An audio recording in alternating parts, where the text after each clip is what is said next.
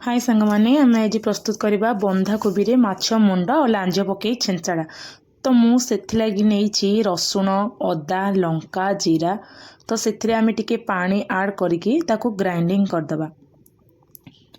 मसलाटा टे भलसे ग्राइंडिंग हो गला गैस रे कड़े बसैबा।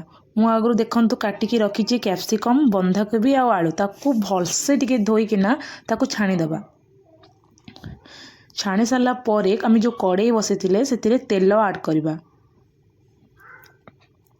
तेलटा देखिए गरम हो आम जो आगुरी छाणिकी रखी बंधाकोबी कैप्सिकम आलू ताकू भाजवाई बसईदे। तो से आम लुण आ हल्दी टिके देले से टिके जल्दी सीझीज।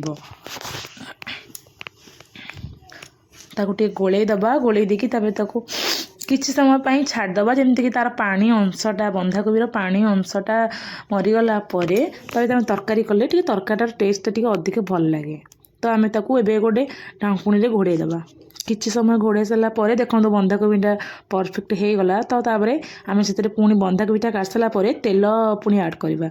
तो मु गोटा मसला नहीं तेजपत्र डालचीन आउ जाईफुल आ बड़ गुजराती आ बड़ छोट गुजराती। तो सी टे भाजीगला आम ए पियाज आड करवा। पियाजटा टे भलसे भाजवा जमीक आम ब्राउन कलर है जाए पियाजटा भाजवा।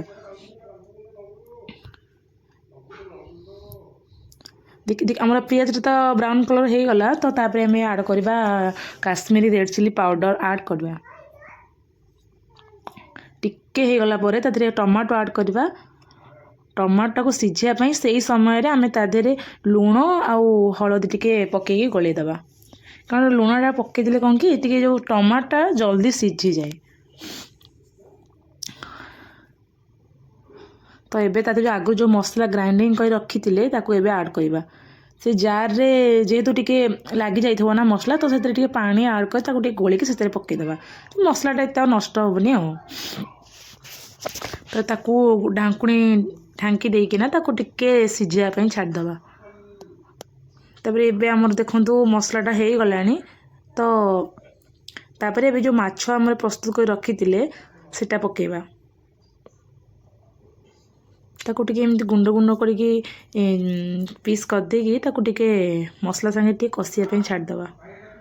कषि हो गला पर से बंधाकोबीटा आड कले सेटा टिके भल लागिबो अधिक। कारण माछटा भीतर को मसलाटा पशिले एक्चुअली टिके भल लागिबो। तो टिके समय ताको छाड़ीदबा।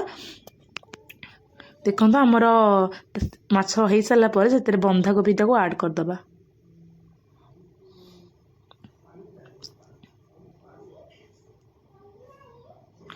एक्चुअली मु किसी भी गुंड मसला एथरे यूज करेनी। कारण मुझे एत गुंड मसला यूज करेनी कारण गैस प्रॉब्लम रोच ना।